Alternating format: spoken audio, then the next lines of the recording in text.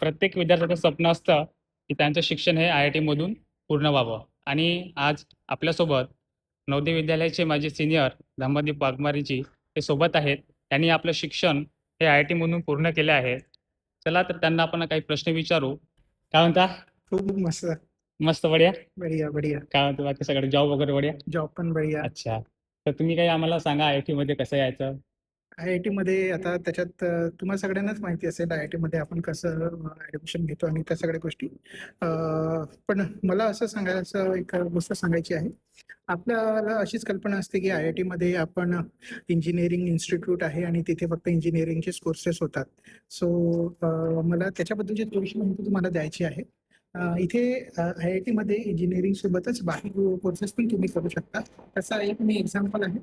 आपल्याला वाटतं की IIT मध्ये जाण्यासाठी एकच मार्ग आहे किंवा कदाचित तुम्हाला वाटतं की 2 मार्ग असतील, पण याच्या व्यतिरिक्त बरेच मार्ग आहेत, जे म्हणजे IIT मध्ये टोटल आपण बघितलं तर 4 मार्गाने आपण IIT मध्ये येऊ शकतो. सगळ्यात पहिले मार्ग जो सगळ्यांना आपल्याला परिचयाचा आहे तो म्हणजे IIT JEE ची जी ऍडव्हान्सची एक्झाम आपण क्वालिफाय करून बीटेक साठी आपण इथे ऍडमिशन घेऊ शकतो. बऱ्याच लोकांचं स्वप्न असतं की IIT ला यायचं, पण याच्यामध्ये आपल्याला जर का ऍडमिशन नाही मिळालं तर याच्यानंतर आपण बीटेक कम्प्लीट केल्यानंतर MTech करण्यासाठी आपण IIT मध्ये गेटची एक्झाम क्वालिफाय करून आपण इथे येऊ शकतो. हे झालं दुसरा मार्ग IIT मध्ये ऍडमिशन घेण्याचा. तिसरा मार्ग म्हणजे जे विद्यार्थी सायन्स बॅकग्राऊंडचे आहेत, जे BSc करत आहेत, तर BSc झाल्यानंतर तुम्हाला जर का मास्टर्स करायचं असेल IIT मध्ये chemistry, physics, biology, biotechnology, geology आणि बाकी स्टॅटिस्टिक, मॅथमॅटिक्स हे सगळे जे मेजर प्युअर सायन्सचे सब्जेक्ट्स आहेत, तर या सब्जेक्टमध्ये तुम्हाला मास्टर करायचं असेल तर IIT मध्ये IIT JAM joint admission for masters he exam सुद्धा तुम्ही क्वालिफाय करून IIT मध्ये ऍडमिशन घेऊ शकता. तर हे एक तिसरं ऑप्शन आहे IIT मध्ये येण्याचं, ज्याच्यामध्ये तुम्ही मास्टर्स करू शकता आणि तुम्ही IITian बनू शकता. त्याच्यानंतर चौथं जे ऑप्शन येतं, तुम्हाला IIT मध्ये रिसर्च करायची ऑपॉर्च्युनिटी आहे, ज्याच्यामध्ये तुम्ही PhD करायला IIT मध्ये ऍडमिशन घेऊ शकता.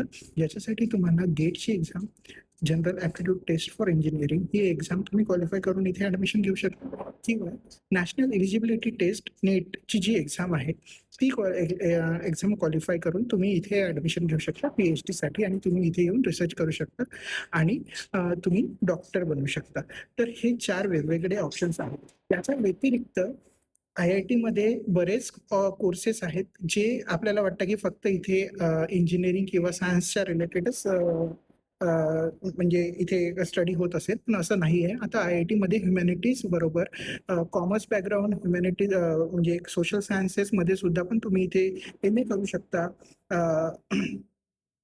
MA करू शकता, मास्टर इन पॉलिसी करू शकता. असे बरेच इंटरडिसिप्लिनरी कोर्सेस आहेत जे IIT मध्ये इथे तुम्ही करू शकता. IIT मुंबईचा जर विचार केला तर इथे 28 जवळपास 28 डिपार्टमेंट्स आहेत आणि त्या 28 डिपार्टमेंटमध्ये जवळपास 40 ते 50 वेगवेगळे कोर्सेस आहेत. त्या कोर्सेसमध्ये तुम्ही करू शकता आणि पुढचं तुम्ही तुमचं हायर एज्युकेशन घेऊ शकता.